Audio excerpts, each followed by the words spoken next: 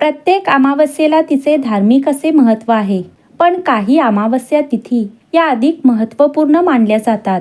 वैशाख अमावस्या त्यापैकीच एक आहे. यंदा 2026 मध्ये कृष्ण पक्षातील अमावस्या तिथी ही 2 दिवस असल्याने बऱ्याच जणांमध्ये संभ्रम आहे. दर्श अमावस्या तिथीची सुरुवात ही 16 एप्रिलला रात्री 8:11 सुरू होईल, तर 17 एप्रिलला सायंकाळी 5:21 संपेल. सूर्योदयावर आधारित उदय तिथीनुसार दर्श अमावस्या ही शुक्रवार 17 एप्रिल रोजी पाळण्यात येईल. या दिवशी अमावस्या तिथी ही सायंकाळी सूर्यास्ताच्या थोड्याच वेळ आधी संपेल. त्यामुळे अमावस्येचे व्रत असो, स्नानदान, पितृतर्पण किंवा श्राद्ध यासारखे विधी हे शुक्रवारी केले जातील. या वैशाख अमावस्येच्या दिवशी सर्वार्थ सिद्धी योग तयार होत आहे, ज्यामुळे या दिवसाचे महत्त्व आणखी वाढले आहे.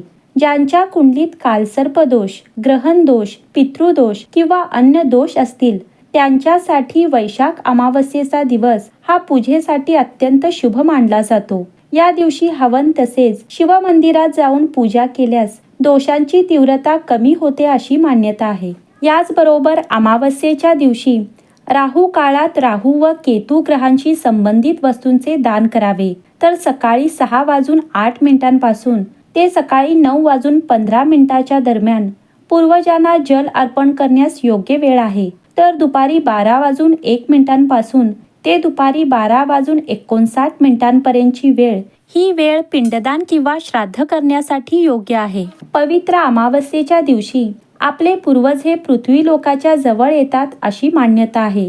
याच कारणास्तव लोक पितृतर्पण करून आपल्या पूर्वजांची प्रार्थना करतात. या विधींमुळे मागील कर्माचे ऋण फेडण्यास, पूर्वजांना शांती मिळवून देण्यास तसेच भावी पिढ्यांसाठी समृद्धी सुनिश्चित करण्यास मदत होते. अनेक लोकांचा असा गैरसमज आहे की अमावस्या ही अंधारामुळे दुर्दैव व नकारात्मक परिणाम घेऊन येते. खरं तर पूर्वजांना सन्मान करण्यासाठी, मन शुद्ध करण्यासाठी व आत्म्याला नवचैतन्य देण्यासाठी हा एक शक्तिशाली काळ आहे. या वैशाख अमावस्येला स्नानदानालाही विशेष महत्त्व आहे. या अमावस्येलाच उन्हाळ्याची सुरुवात होत असल्यामुळे या दिवशी सत्तू, पाण्याने भरलेला माठ यासारख्या वस्तूंचे दान करणे अत्यंत पुण्यकारक मानले जाते. तसेच अमावस्येला पितृतर्पण या विधींमुळे आपल्या पूर्वजांना कृतज्ञता व्यक्त करता येते, क्षमा मागता येते आणि मृत व्यक्तीच्या आत्म्याला शांती लाभेल याची खात्री करता येते. म्हणूनच हा दिवस स्नान, दानधर्म, पूर्वजांची प्रार्थना व आत्मशुद्धीसाठी अत्यंत शुभ मानला जातो.